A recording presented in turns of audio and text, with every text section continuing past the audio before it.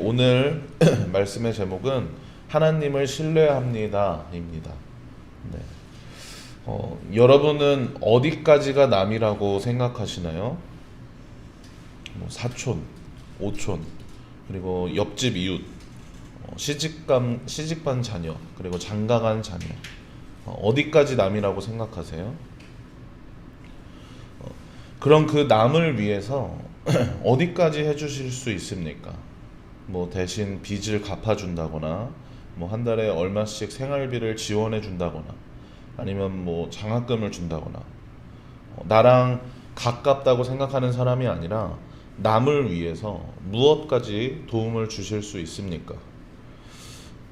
이런 걸 여쭤보는 이유는 오늘 본문에 나오는 고엘이라는 제도 때문인데요.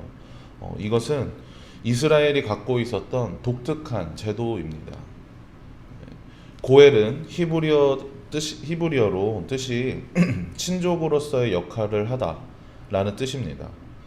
친족 중에 누군가가 노예로 팔렸을 때 대신 그 값을 치러서 노예로부터 해방시켜 준다거나, 아니면은 본문에 지금 우리가 본 나오미와 같이 토지를 전부 팔고 형편이 어려울 때 친족이 대신 그 값을 치러서 이렇게 토지를 회복시켜 주는 겁니다. 이게 사실 지금의 관점으로 봤을 때는 말도 안 되는 그런 제도죠. 아무리 친족이라고 해도 친형제도 아니고 어떻게 값을 이렇게 대신 치러주고 대신 땅을 사줍니까? 손해가 막급이고, 이거를 악용하는 사람들도 있을 거고, 지금 우리의 관점에서는 이거는 참 말도 안 되는 그런 제도입니다. 근데 이 고엘이라는 이스라엘의 그 독특한 제도를 통해서 그들이 무엇을 중요시하고 사회가 어떻게 작동했는지를 알 수가 있습니다. 뿐만 아니라 그들의 그 법, 그리고 그들의 가치관, 이것이 하나님으로부터 세워지고 하나님으로부터 정해졌는데, 그 하나님이 그것을 세우시고 그것을 정하신 하나님이 어떤 분이신지 우리는 알 수가 있습니다. 그들은 그러니까 공동체를 중요시 했었던 거예요. 같이 짊어지고 감당하는 그런 사회였던 겁니다. 지금 우리가 살아가는 이 자본주의적인 논리로 보면은 이거는 말도 안 되는 건데, 당시의 그 사회적인 분위기, 그리고 가치관들, 그것들을 생각해 본다면 그들이 함께 살아가는 것을 중요시 했음을 알 수가 있습니다. 근데 이 고해를 아무나 할 수 있는 게 아닙니다. 이것을 하기 위해서는 자격 조건이 있는데요. 첫째는 이제 가까운 친척이어야 하고요. 둘째는 그럴 만한 여건을 갖추고 있어야 됩니다. 그럴 만한 그것을 대신 치러줄 만한 능력을 갖고 있어야 됩니다. 그냥 내가 하고 싶다고 해서 할 수 있는 게 아닙니다. 내가 구제해주고 싶어도 나보다 더 가까운 친척이 그렇게 할 수 있는 자격이 먼저 주어지고요. 내가 만약에 아무리 가까운 친척이더라도, 가까운 친족이더라도 나에게 그럴 만한 능력이 없다면 자격을 가질 수가 없습니다. 그리고 앞장에 있었던 이 과부가 된 형제의 아내를 걷어주는, 아내로 맞이하는 것도 고엘의 한 종류입니다. 근데 이런 제도를 갖고 있었다고 해서 그들이 그런 가치관과 그런 사회를 이렇게 세워가려고 했다고 해서 이게 잘 지켜지진 않아 보입니다. 오늘 본문을 보면은 강제로 이것을 강요하진 않았던 것 같습니다. 하지만 이것을 지키지 않았을 때 친족으로서 이것을 같이 감당해주지 않았던 것에 대해서 않았던 것으로 인해서 수치를 당하게 된다고 합니다. 나만 잘 살겠다고 친족의 어려움을 외면하고 도움을 주지 않은 만큼 수치를 당하고 명예가 실추되었던 겁니다. 그만큼 무엇이 중요했다는 건가요? 그들 사회에서 함께 살아가고, 그리고 연약한 자, 소외된 자를 돌보고 외면하지 않고, 그렇게 하나님의 성품을, 하나님의 말씀을, 그 뜻을 따르는 것이 중요했다라는 것을 알 수가 있습니다. 오늘날 우리들이 살아가는 이 시대는 아까 얘기했던 것처럼 그리고 다들 아시는 것처럼 우리가 익숙한 이 자본주의를 지금 따르고 있는데 그거 아십니까? 이 전 세계 부의 50%를 1%의 사람들이 독점하고 있다고 합니다. 그러니까 세계 인구가 100명이라고 따지고 그리고 이 100만 원이 있다고 한다면 한 명이 50만 원을 갖고 있고 그리고 나머지 50만 원을 99명이 갖고 있다고 합니다. 근데 이스라엘 사회는 이렇게 한 명이 50만 원을 갖고 있는 그런 사회가 아니라 좀 더 이제 그것보다는 균등하게 좀 더 이렇게 공평하게 갖고 있는 나누는 그런 제도가 있는 것이고 그 중에 하나가 바로 고엘입니다. 이것이 무엇이 좋다, 뭐 무엇이 나쁘다 이것을 말하는 게 아니라 이처럼 지금과는 차이가 있는 지금의 어떤 관점과 그때 당시의 관점이 이런 차이가 있다는 걸 말씀을 드립니다. 네, 아무튼 지금 보아스는 나오미와 룻을 고엘하고자 합니다. 그 기업을 대신 물러서 엘리멜렉의 기업을 회복시켜 주고자 합니다. 그때 마침 보아스보다 앞서서 이 고엘의 자격을 갖춘 사람이 지나가고 있습니다. 보아스가 그를 뭐라고 부릅니까? 아무개라고 부르죠. 그의 이름이 진짜 아무개인 게 아니라 성경에서 그의 이름을 밝히지 않고 있는 겁니다. 뭐 우리로 따지면 우리도 급하면은 이름이 갑자기 생각 안 나면은 뭐 저기야 누구야 하면서 이렇게 부르잖아요. 그렇게 하듯이 아무개라고 지금 하고 있습니다. 그의 이름을 밝히지 않은 것 이렇게 기록하지 않은 이유는 이제 더 보다 보면 알게 되는데 그렇게 먼저 기업물을 아무개를 부르고 장로들을 불러 세웁니다. 지금 보아스가 하고 있는 게 뭐냐면요. 이 나오미 집안, 엘리멜렉의 집안의 그 기업을 무르기 위해서 고엘하기 위해서 정상적인 정식적인 그 재판을 열고 있는 겁니다. 그들이 지금 있는 이 성문은 사람들이 가장 많이 드나드는 가장 많이 이렇게 모이는 곳인데 그곳에서 이렇게 사람들이 많이 모이는 곳에서 재판을 열므로 이것을 공론화시키고 그렇게 판결을 내리고자 하는 겁니다. 그러면서 그 아무개에게 이렇게 묻죠. 나오미와 엘리멜렉의 땅을 그 소유의 땅을 고엘하겠냐고 그렇게 물으면서 너가 하지 않으면 그 다음 순서인 내가 할 테니까 알려달라 이것을 이렇게 공식화시키려고 하는 겁니다. 뭐 지금으로 따지면 계약서를 쓰고 도장을 찍는 그런 거죠. 그런 거나 마찬가지죠. 이곳에서 이렇게 정해지면 그렇게 해야 되기 때문에 지금 이것을 공식적으로 공론화하고 있습니다. 그러자 그 아무개가 뭐라고 하나요? 4절 마지막에 보면 그가 이르되 내가 물으리라 하는지라. 네. 그 아무개가 자신이 물으겠다라고 얘기하고 있는 겁니다. 이렇게 되면 보아스의 뜻대로 흘러가지 않게 되는 거죠. 만약 그 아무개가 그 먼저 기업 물을 그자가 보아스보다 먼저 고해를 하게 되면 보아스에게 차례가 오지 않습니다. 그러면 보아스가 하려던 그 룻과 나오미와 이렇게 하려고 했던 그런 계획들이 전부 실패하는 것이죠. 근데 참 희한한 것은 뭐냐면요. 보아스의 이 방법이 굳이 이렇게 하지 않아도 그 기업을 물어보자 하는 다른 방법을 취했어도 됐는데 보아스는 굳이 이 어려운 길을 택합니다. 이걸 공론화시켰다가 자칫하면은 그 아무개가 그 먼저 기업물을 그자가 기업을 무는 것으로 고해를 하는 것으로 그렇게 결론이 날 수가 있는데 자칫하다가는 그렇게 그 고해를 하는 자격을 잃게 될 수 있는데 이런 절차를 밟고 있는 겁니다. 우리가 지금 이 말씀의 결과를 알기 때문에 이 말씀이 어떻게 전개되는지 알기 때문에 이 상황이 이렇게 이상하게 느껴지지 않지만 만약 우리가 그 결과를 알지 못하고 이 말씀을 봤다면 이후에 어떻게 되는지 알지 못하고 이 말씀을 봤다면 좀 지금의 이 상황은 매우 긴박한 그런 상황입니다. 근데 나오미가 룻에게 그 3장에서 한 말이 있습니다.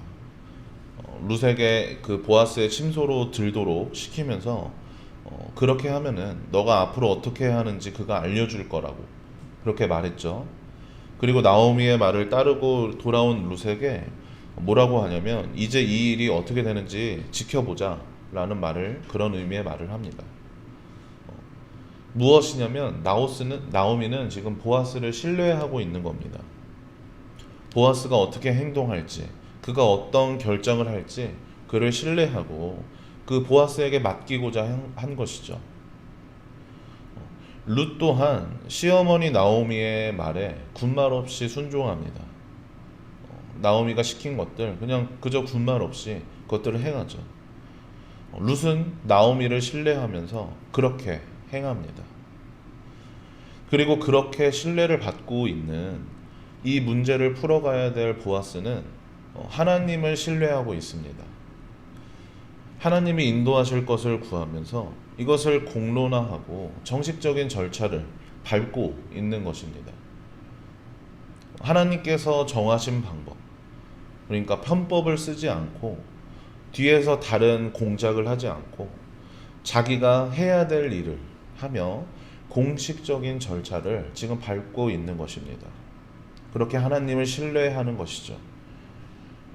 만약 저 아무개가 그 기업을 무르고자 한다면 그 또한 하나님의 뜻으로 순종할 것이고, 그가 무르지 않겠다고 하면 직접 물을 것이고, 하나님께 그렇게 맡겨드리면서 이 절차를 진행하고 있는 겁니다.